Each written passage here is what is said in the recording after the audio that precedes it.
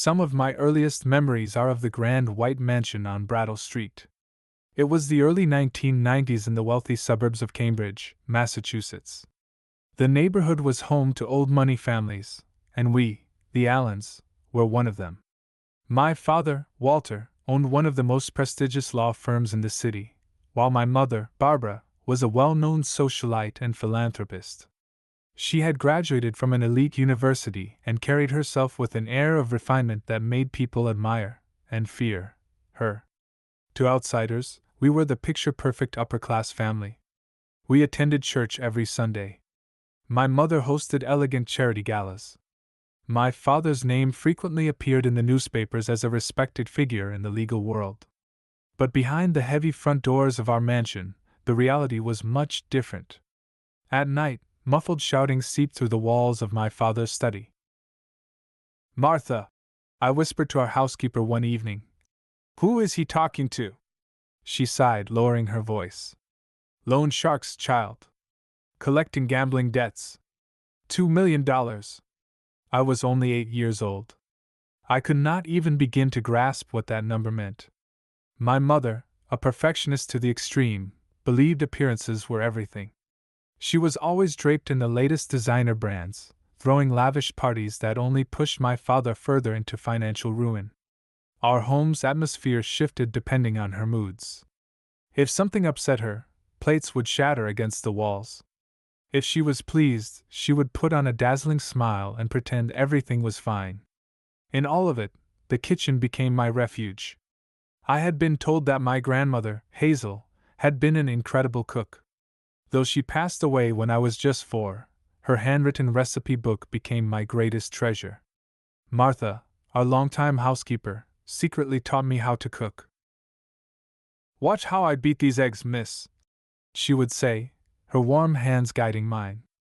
The kitchen was always bathed in golden light, filled with the comforting scent of fresh bread and vanilla.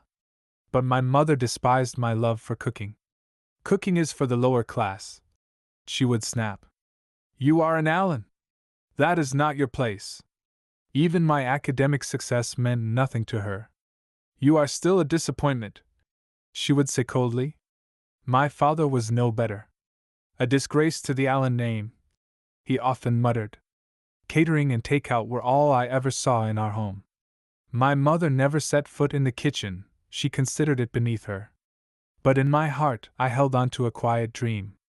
One day, I wanted to make food with my own hands and see someone smile because of it. Then came the night everything changed. It was late October, unusually cold for the season. I was in the kitchen with Martha, baking cinnamon cookies, when the shouting began. From my father's study upstairs, voices thundered through the halls. "Allen, the deadline is up. I will not wait any longer. Just one more week," my father pleaded. "I will pay you back, I swear. If you do not, next time, I am bringing the police. You know what is at stake." A door slammed so hard the floor seemed to shake beneath us. I flinched, but Martha gently placed her hands on my shoulders. "Miss," she whispered, "you had better stay in your room tonight." She pressed a warm glass of milk into my hands, along with a few cookies fresh from the oven. I nodded, but inside I was still filled with excitement. The next day was my mother's annual charity gala. I had secretly planned to serve my homemade cookies. "They will love them," I thought with childish innocence. I had no idea I was making a terrible mistake. That night, as I made my way to my bedroom, I heard my parents' voices coming from behind their door. "This is it, Walter." My mother's voice was sharp.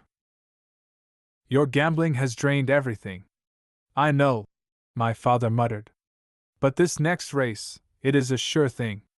I will win it all back." "You always say that," she snapped. "There has to be another way." I gripped the cookie tray in my hands, unease settling deep in my chest. The next morning, my mother stood in the banquet hall of the Charles Hotel, greeting guests with effortless grace. Dressed in a Chanel suit and an elegant pearl necklace, she looked every bit the perfect hostess. The gala was a fundraiser for the Boston Museum of Art's new children's program. Outside, the city's elite arrived in sleek luxury cars, their chauffeurs opening doors with white-gloved hands. Inside, I quietly stepped forward, balancing my silver tray. On it were my carefully baked heart-shaped cookies, made exactly from my grandmother's recipe. "Everyone," I announced with excitement. "Here are today's." Crack. Pain exploded across my cheek before I even finished my sentence. My mother's hand had struck me so hard I nearly dropped the tray. The grand hall fell into stunned silence. The tray slipped from my hands, crashing onto the marble floor. Cookies shattered at my feet. Gasps rippled through the crowd.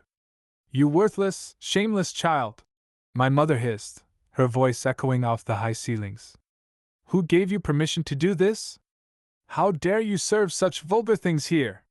For the first time, her perfectly composed mask had slipped. Guests shifted uncomfortably, pretending not to see. At the far end of the room, my father sat at the bar, already nursing a heavy glass of whiskey. My cheek burned from her slap, but the pain in my chest was far worse. I looked down at the scattered cookies, the ones I had worked so hard to make, and thought of my grandmother. Her warm, gentle smile. Her love for cooking. And my mother had just crushed it under her heel. When we returned home that evening, a stranger was waiting in the reception room. A middle-aged man, dressed in a sharp gray suit, a navy tie neatly knotted at his throat. A polished badge gleamed on his lapel. "Mr. and Mrs. Allen," he said, his voice formal, "I have some important news regarding your daughter." My breath caught in my throat. From my spot behind the staircase, I listened, barely daring to breathe. "After reviewing Mrs. Hazel Allen's will," the man continued, "we have made a discovery. My grandmother had left me an inheritance. I would receive her entire estate when I turned 21. I watched my parents' faces shift, my mother's expression flickering from disbelief to something colder. And in that moment, I realized something. Everything was about to change. My father's hands trembled, and my mother's lips pressed into a thin, unyielding line. The following afternoon, my father surprised me with a warm smile and an unexpected invitation. "Let's go for a drive," he said. "I will buy you a new book."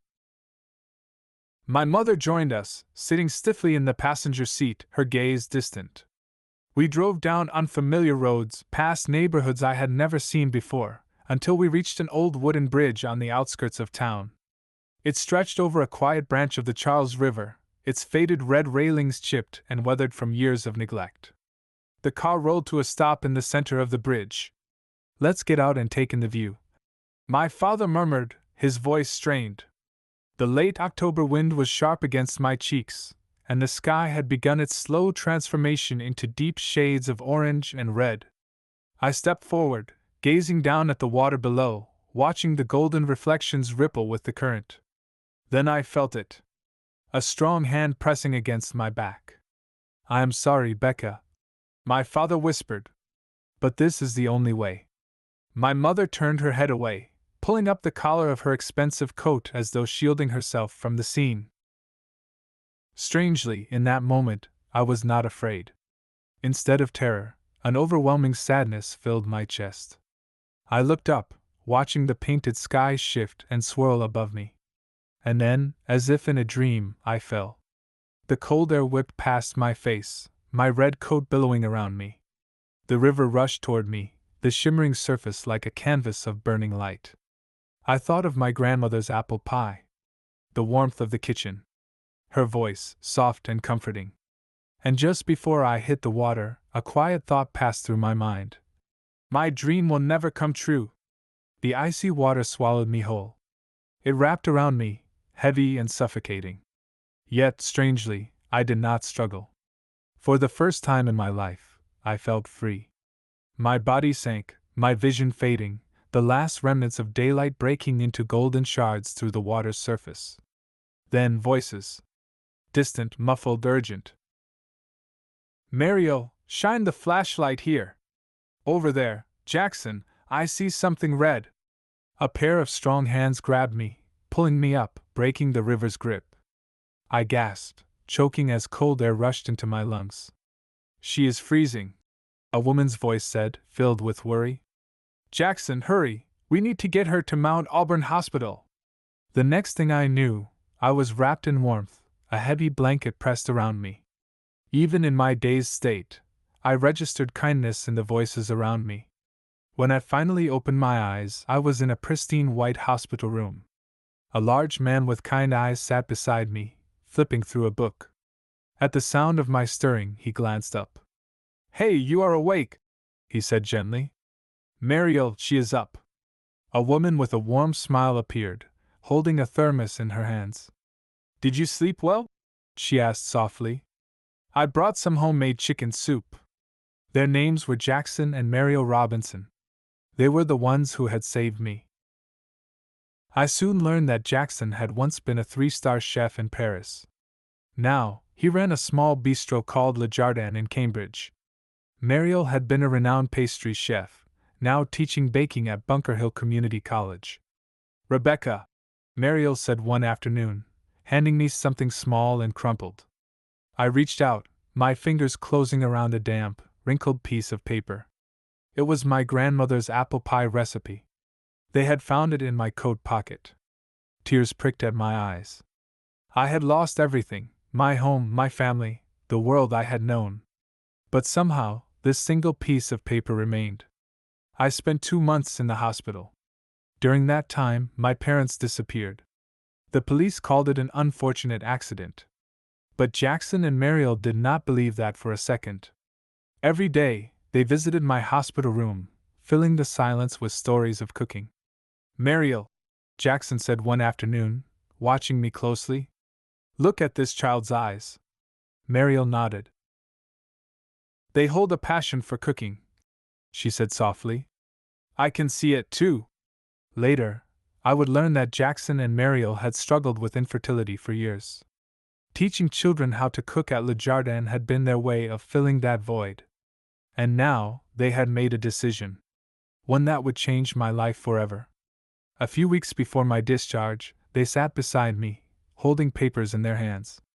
Rebecca, Jackson said, his voice steady but filled with emotion. If you would like, would you become our daughter? Mariel reached for my hand, her eyes glistening with unshed tears. Come cook with us, she whispered. Let us help you grow your talent. Outside, the Boston skyline was bathed in the gentle light of spring. And for the first time in my life, I felt hope. This was not the end. This was a beginning. The start of my second life. A true family, one built not by blood, but by something even stronger. And it all began in a kitchen. Every detail mattered. From the way the dough felt under my fingertips to the exact temperature of butter, Mariel taught me that baking was not just an art, but a science. A single degree can change everything, she would say, her hands expertly folding layers of pastry dough. At 12, I had my first dish on the menu at Le Jardin. A refined version of my grandmother's apple tart tatin, reimagined through Mariel's techniques. Caramelized apples layered atop golden, flaky pastry, the delicate balance of sweetness and crispness was just right. When a food critic from the Boston Globe described it as a perfect blend of tradition and innovation, I nearly cried. At 15, I entered the National Junior Chef Competition. For the regional qualifiers, I crafted a modern take on homemade à l'américaine, using the freshest local lobster. In the finals, I presented a contemporary bouillabaisse, fusing classic French techniques with the vibrant seafood of New England. When I won, Jackson wiped away tears, and Mariel hugged me tightly. You make us so proud, Rebecca, she whispered. High school brought new challenges. Determined to create a space where students could share their love for food, I started a cooking club. At first, it was just 3 of us, borrowing the home economics room after school to test recipes like curious scientists. Word spread quickly, and within a year, our club had grown to over 20 members. We catered for charity events, hosting Christmas dinners for the local homeless shelter and standing buffets at cancer support fundraisers. I finally understood what my childhood dream had truly been about, making people happy through food. And then I met her. An elegant woman in her 60s, dressed in a Chanel tweed suit, her pearl necklace catching the light. She stepped into Le Jardin one afternoon, her presence commanding yet warm. "So you are Rebecca," she mused, watching me with a knowing expression. She took a bite of my madeleines, pausing as a nostalgic look crossed her face. "This tastes just like Haley's," she murmured. I froze. "How do you know my grandmother?" By then, Jackson and Mariel had already figured it out. They had noticed the way I cooked, my precise techniques, the subtle way I balanced flavors. It mirrored their former regular customer, a woman they had quietly admired for years. My grandmother. Rather than revealing the truth, they had simply let me find my own path, trusting I would discover my heritage in time. The woman's name was Elaine. A longtime friend of my grandmother's, she had known me before I could even walk. "You have a gift," she told me one rainy evening after Le Jardin had closed. "I have been watching over you, waiting for the right moment. And now I want to help you grow." She showed me an old photograph, my grandmother, younger and radiant, sitting beside her at a cafe in Paris. "Haley always believed in your talent," Elaine said. "That is why she left you her inheritance. She wanted to make sure you had a future doing what you love." Tears welled in my eyes. She had been planning this for 20 years, waiting for me to stand on my own before stepping in to guide me. With Elaine's quiet support and my growing experience, my future was beginning to take shape. I spent every waking moment at the restaurant, sourcing ingredients, developing new menu ideas, and refining my skills. Jackson and Mariel watched over me with pride. Then, one autumn morning during my second year of high school, everything changed. That day, Jackson and Mariel left together for the farmer's market, as they often did. "Rebecca," Mariel said before leaving, smiling brightly, "let us make something special for the anniversary dinner tonight." That was the last time I saw her smile. 2 hours later, the phone rang.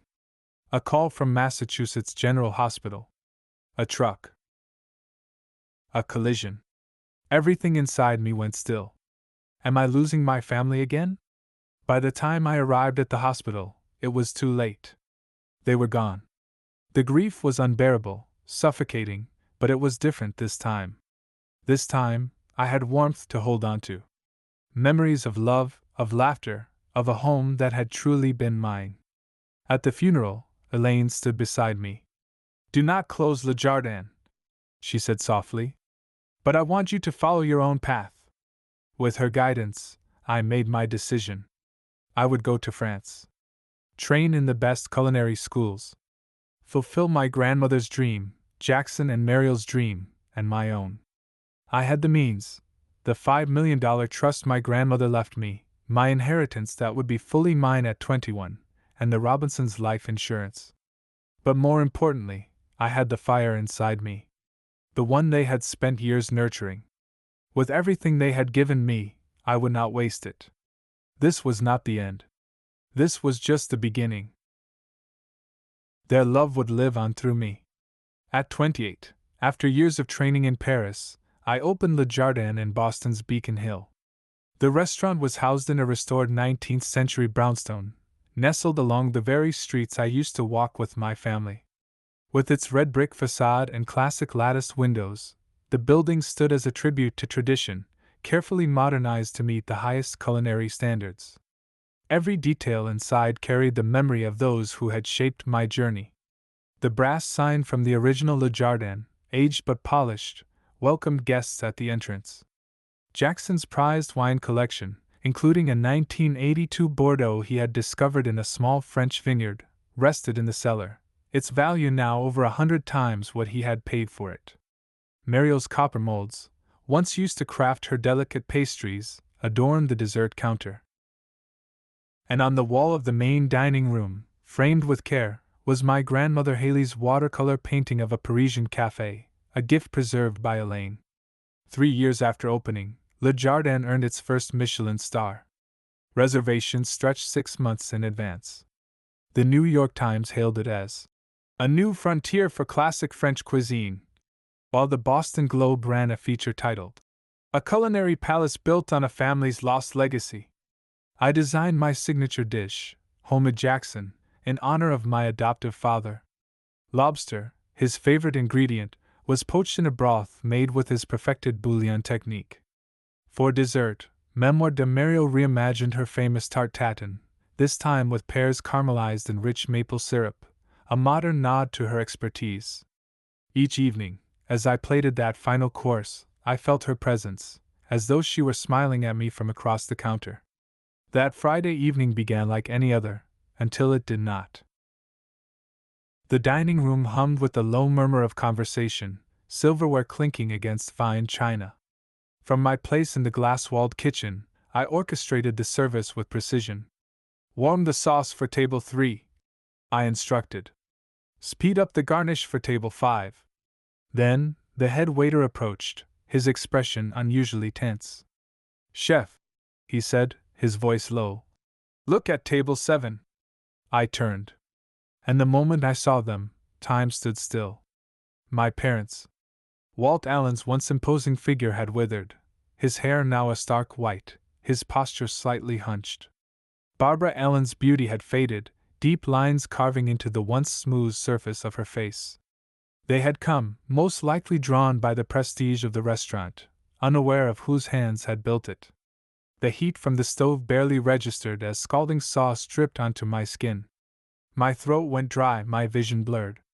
The memory surged back with terrifying clarity: the bridge, the cold wind, the fading sun reflected on dark water, a child's small frame, weightless in midair. My chest constricted, but I forced myself to take a deep breath. I was not that child anymore. I was not powerless. I wiped my hands on my apron and turned to my staff. Keep the service running smoothly, I said. Then I stepped out of the kitchen. My white chef's coat gleamed under the chandeliers, a stark contrast to the red one I had worn on that fateful night. 15 steps, each one carrying the weight of 20 years. The dining room fell silent as I approached. A knife scraped against a porcelain plate. A wine glass slipped from my mother's hand, its deep red contents spilling onto the pristine white tablecloth, red, like my blood in the water. My father looked up, his face pale. My mother's lips trembled. Rebecca, she whispered. I held their gaze, my voice as cold as theirs had once been. Yes, I said. Your daughter. The one you tried to kill. Murmurs spread through the restaurant. Diners exchanged hushed glances, catching fragments of the words hanging in the air. I let the silence stretch, then finally spoke again. Welcome to Le Jardin, I said smoothly. Tonight's special? Revenge à la maison. I let the words settle before adding. And for dessert, I have prepared something truly unforgettable. Panic flickered across my father's face. My mother's expression twisted in fear. Now they were the ones trapped in a nightmare. This was only the beginning. Elaine had spent 2 decades gathering evidence, waiting for the perfect moment to expose them. The time had finally come. I smiled, slow and deliberate. Take your time, I told them. Tonight will be special. An hour later, the police arrived at Le Jardin. Elaine had ensured that the case against them was airtight. Every crime, from the truth about my grandmother's death to their attempt to murder me, had been meticulously documented. The moment the officer stepped forward, the weight of justice pressed down. Walt Allen. Barbara Allen, the officer announced, his voice unwavering. You are under arrest for attempted murder. My father did not resist. He merely hung his head. My mother, however, unraveled. Tears streaked her face as she shrieked. I had nothing to do with it. It was his idea. But her days of playing the elegant socialite were over. The next morning, the Boston Globe ran a front-page story. Le Jardin owner exposes darkest scandal in Boston high society. Justice had been served. And I had finally reclaimed my life. The headlines spread like wildfire. Renowned chef's tragic past, a 20-year-old attempted murder uncovered. Prominent business couple's sinister plot, The truth behind the $2 million gambling debt. It became a scandal that rocked Boston's elite. The media dissected every detail, unraveling the story of how two wealthy socialites had orchestrated the unthinkable, attempting to dispose of their own child over an inheritance. Journalists dug into my parents' past, exposing their crimes for the world to see. But I had no interest in feeding the frenzy. "Rebecca, we need your testimony," the authorities told me. I told them everything. Every painful detail. But I never spoke with anger. There was no need for hate. I had already won. I had a real family in Jackson, Mariel, and Elaine. I had built the life I once thought impossible. That was enough. At trial, my parents were sentenced to 10 years in prison. By then, I had already moved on. Le Jardin earned its second Michelin star. Reservations filled up a year in advance. I expanded my work, teaching at a prestigious culinary school, passing on my passion to a new generation of chefs. As I looked into the eager eyes of my students, I saw myself, the young girl who had once believed food could heal.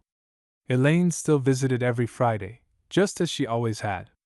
She was my family now, a bridge to the past I had reclaimed. "Haley would be so proud of you," she said one evening. I simply nodded. Somewhere, I hoped my grandmother could see what I had built in her honor. At Le Jardin, 3 special dishes remained on the menu. Homemade Jackson, honoring my adoptive father's love for lobster. Memoire de Mariel, a tribute to the woman who taught me that desserts were not just food, but stories. And Heritage de Haley, a dish that embodied the legacy of the grandmother who had always believed in me, even before I understood my own worth. Each dish carried my gratitude, a silent thank you to the people who had shaped me. Every night, I watched as people filled my restaurant. Families gathered for celebrations. Friends reunited over meals. Lovers made lifelong promises over candlelit tables. It was in these quiet moments, in the clinking of glasses and the hum of conversation, that I found my true revenge. Not through hatred. Not through anger. But through joy. Through the love I poured into every plate. Jackson's voice echoed in my mind, as it always did. Cooking is love. Nothing more, nothing less. Outside, spring sunlight bathed the streets of Boston. A new season was beginning. And so was I.